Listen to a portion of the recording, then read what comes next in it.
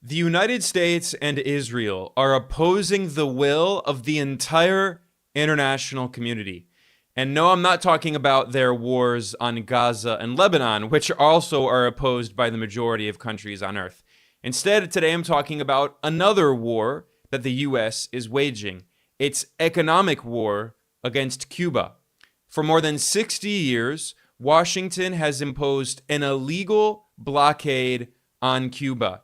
And this is much bigger than just trade restrictions. It's not just that Cuba cannot trade with the U.S., it's that the U.S. has cut Cuba out of the U.S.-dominated international financial system, disconnecting Cuban banks from the international financial messaging network, preventing Cuba from getting access to foreign currency that it needs to pay for imports of things like energy and food. And the U.S. also threatens secondary sanctions on foreign governments and foreign companies that do business with Cuba. And it restricts ships that use Cuban ports from accessing U.S. ports. This is a medieval-style blockade of a small island nation by the world's imperial superpower that has gone on for more than 60 years. And every single year at the United Nations General Assembly, for 32 years in a row, the entire international community has voted to oppose this illegal U.S. blockade. On the 30th of October of 2024, 187 countries in the UN General Assembly voted to call for an end to the U.S. economic, commercial, and financial embargo against Cuba. Only 2 countries voted against this resolution, that is, in support of the blockade: the United States and Israel. I made a map here that shows just how overwhelming this vote is against the U.S. blockade. Now, there are 193 member states in the UN. This means that 97% of all countries on Earth voted for this resolution demanding an end to the U.S. embargo. Only one country abstained, which is Moldova in Europe, which currently has a pro-Western government that's trying to join the European Union, and it's basically trying to become the new Ukraine. Moldova, like Ukraine, had been part of the Soviet Union, and since independence, Moldova has officially been a neutral state geopolitically, but it's trying to end its neutrality and basically be absorbed by the US-led NATO bloc. And the current prime minister and president of Moldova are both Romanian citizens. It's very strange that they're allowed to have citizenship of another country while they govern Moldova. But essentially, Moldova is becoming a kind of new Ukraine. And speaking of Ukraine, Ukraine also refused to vote. So they did not officially abstain, but they did not vote, which also shows how Ukraine is violating the will of the entire international community. Now, there were 2 other countries at the UN who did not vote, Venezuela and Afghanistan, and they can't vote at the UN. They lost their right to vote because of illegal US sanctions, unilateral sanctions. Venezuelan's government has repeatedly said that we want to vote at the UN, but we don't have access to our bank accounts and our foreign reserves because of the illegal US sanctions against us, which prevent us from getting access to foreign currencies, especially dollars, and therefore Venezuela lost its right to vote in the UN. So Venezuela, which is under illegal US sanctions, under a US blockade, cannot vote in the UN against the illegal US blockade against Cuba because of the blockade. I mean, this is how much of a criminal rogue regime the US government is, and it's really important to understand this. And the same thing is happening in Afghanistan. Afghanistan lost its right to vote at the UN because it can't pay its membership fees to the UN because of the illegal unilateral US sanctions against it, and also because Washington seized billions of dollars in the foreign exchange reserves of Afghanistan, which has caused hyperinflation in Afghanistan and will likely fuel a famine. So this is the reality of U.S. foreign policy. When Washington talks about the so-called rules-based international order, this is what Washington means. It means taking away the rights of countries to vote at the UN because the U.S. doesn't like their government. So if Venezuela and Afghanistan had not lost their rights to vote because of US sanctions, this vote would have very likely been 189 against 2. This is how much of a rogue regime the US and also Israel are. But by the way, there's one other very interesting detail about this vote that I want to address today, which is that Argentina, which has a very far-right pro-US government, actually voted in support of this resolution. Why is that? Well, it's because Argentina's foreign minister disobeyed orders and she voted along with the rest of the world. Now, Argentina's current president, Javier Milei, is a self-declared libertarian and anarcho-capitalist, and he's extremely right-wing. He's very pro-US and very pro-Israel. And in fact, the BBC noted that this was the first time since Milei came to office that Argentina has not aligned itself with the US and Israeli governments. So what happened? The foreign minister of Argentina disobeyed orders. She joined 98% of the world in voting against the US blockade. So Milei fired her. This is how desperate the far-right libertarian president of Argentina, Javier Milei, is to be a US puppet. He wants to show Washington, I'm obedient, I will do everything that you want me to do, so I will fire my foreign minister. And to replace the foreign minister, he selected Argentina's ambassador to the US in Washington, another US puppet, in order to run Argentina's foreign policy. So this is what actually existing libertarianism looks like. It means selling off your country to US corporations, selling off your natural resources to billionaire oligarchs like Elon Musk, who has been in Argentina to try to get access to Argentina's lithium. And it means allowing your foreign policy to be run by the US. So Argentina has basically become a US colony under libertarian President Milei. But to visualize just how much of a rogue regime the United States is, let's look at some of the other votes in the UN General Assembly in past years on the same resolution. In 2023, there was another vote, and once again, it was 187 versus 2. And last year, it was actually Ukraine that abstained. And Moldova did not vote. So clearly, the governments of Ukraine and Moldova are basically, NATO puppet regimes. And they're desperately trying to join NATO and volunteering themselves to be proxies that want to fight Russia on behalf of the US-led West. In 2022, the vote was once again the US and Israel versus the world. One big difference in 2022 was that at that time, Brazil was governed by the far-right US puppet leader, Jair Bolsonaro, and he had abstained along with the Ukrainian puppet regime. So we see that there are these governments like Javier Milei in Argentina, Jair Bolsonaro in Brazil, or the puppet regime in Ukraine that obediently do what the US wants. And in 2022, Moldova once again did not vote. But 185 countries in 2022 voted to end the US blockade against Cuba. So we can see that the US is a rogue regime that doesn't care one iota about international law. Now, why is the US so desperate to try to crush Cuba? Well, the answer is obvious, because Cuba has an independent, anti-imperialist socialist government that led a revolution against a US puppet. Now, we need to go back to 1898 to understand that Cuba essentially was a US colony. In the Spanish-American War in 1898, the US took over several Spanish colonies, including the Philippines, Puerto Rico, which remains a US colony to today, and Cuba. And the US installed a puppet regime in Cuba. And Cuba was basically governed by the United States until the 1950s. And what happened? A revolutionary movement led by Fidel Castro and Ernesto Che Guevara, overthrew the US-backed right-wing puppet dictatorship Fulgencio Batista, who had basically governed Cuba on behalf of the mafia. This was famously illustrated in Godfather Part 2 when the mafia carves up a cake that's shaped like Cuba, which symbolically shows how the US government and organized crime and big corporations governed Cuba like a colony. And in 1959, the Cuban people rose up and overthrew this US puppet dictatorship and had a socialist revolution.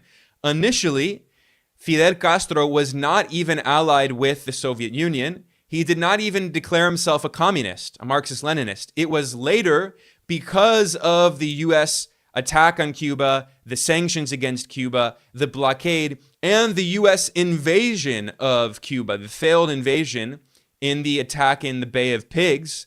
And in response to these US neo-colonial attacks, Cuba allied with the Soviet Union.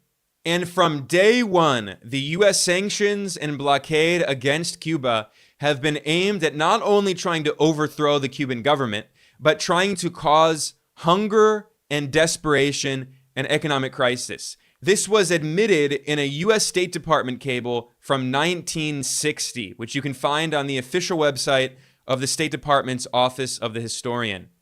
In this 1960 cable, the US State Department admitted that, quote, the majority of Cubans support Castro. He had the support of the majority of the population. They admit, quote, there is no effective political opposition, end quote.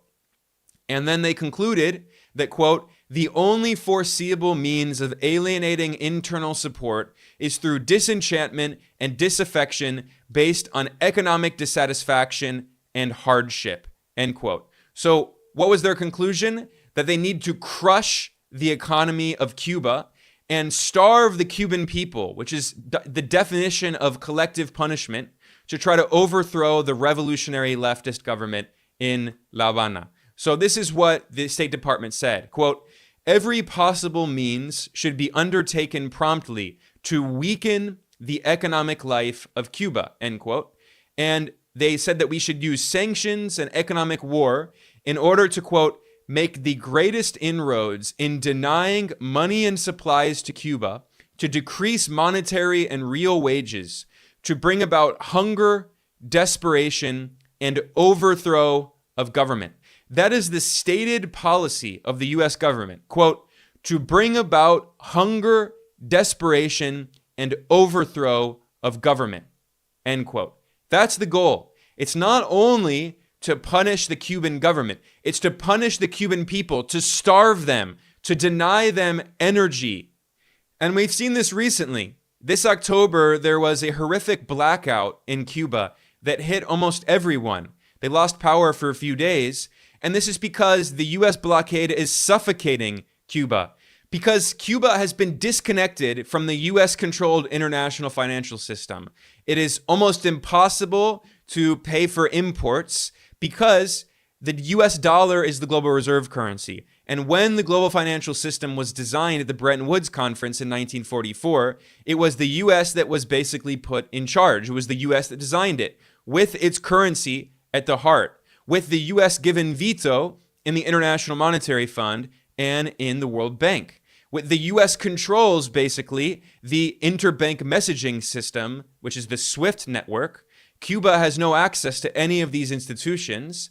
And then the US threatens foreign countries and companies that trade with Cuba and tells ships that if they dock in Cuban ports, they cannot dock in US ports. This is a medieval-style blockade to try to suffocate the people of Cuba. This is why the global de-dollarization movement is so important, because the US basically has a financial dictatorship. The global financial system is a dictatorship controlled by the United States. Despite all the US loves to talk about democracy, there is no economic democracy. There's not even political democracy, of course, as we see in the United Nations, right? Because if there were a political democracy, how would the US be able to violate the will of the entire international community? Well, it's because the US has veto power at the UN Security Council, which was designed by the US after World War II, that concentrated all of the power in the Security Council, which means that the US can do whatever it wants. There are no consequences. Israel can do whatever it wants because the US is protecting Israel. There are no consequences. This is a global dictatorship controlled by the US empire, and it's a financial dictatorship run based on the US dollar and the US-controlled financial system. And this is why BRICS is so important. This is why BRICS is trying to create alternatives to the US financial dictatorship. And by the way, it's why at the historic summit that was held by BRICS in the Russian city of Kazan this October.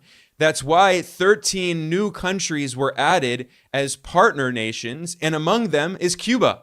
So Cuba really wants to seek alternatives. It needs alternatives because the U.S. has been suffocating it for so many decades, especially since the 1990s with the overthrow of the Soviet Union, because the Soviet Union had been a close ally to Cuba. It had very favorable trade arrangements. It was a financial and economic lifeline for Cuba, and Cuba was thriving at that time during the first Cold War up until the 1980s with the decline of, and then eventually the overthrow of the Soviet Union. And ever since then, the U.S. has tried to crush Cuba, which is why Cuba is now trying to join BRICS and seeking alternatives.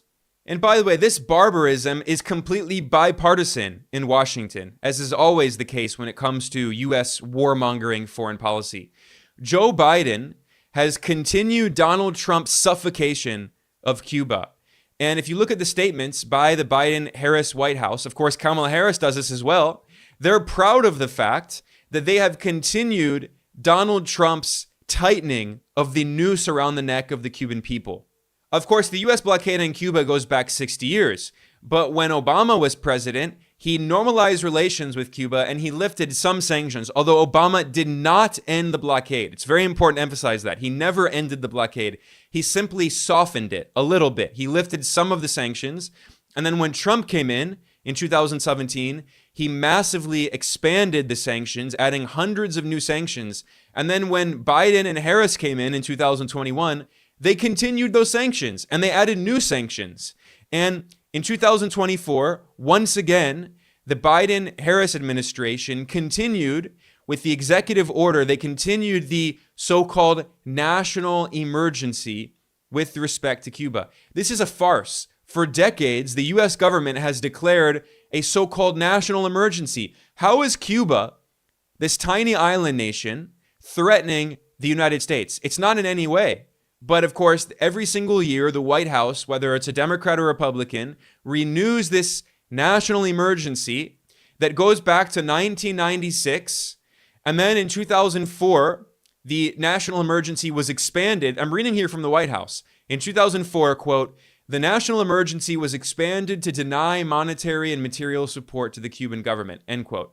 At that time, of course, it was the neoconservative George Bush administration, which now, I mean, the Democrats are all pro-Bush. The neoconservatism has become completely bipartisan. The Trump administration was run by neocons. The Biden-Harris administration is run by neocons. And in 2018, Donald Trump expanded the national emergency. And then what happened? Joe Biden has continued these policies, this bipartisan barbarism, this neocolonialism. But by the way, it's not just Cuba. The U.S. is a complete rogue regime. When you look constantly at the United Nations, at the UN General Assembly, it's not just on the blockade against Cuba. The U.S. is constantly voting against the entire world.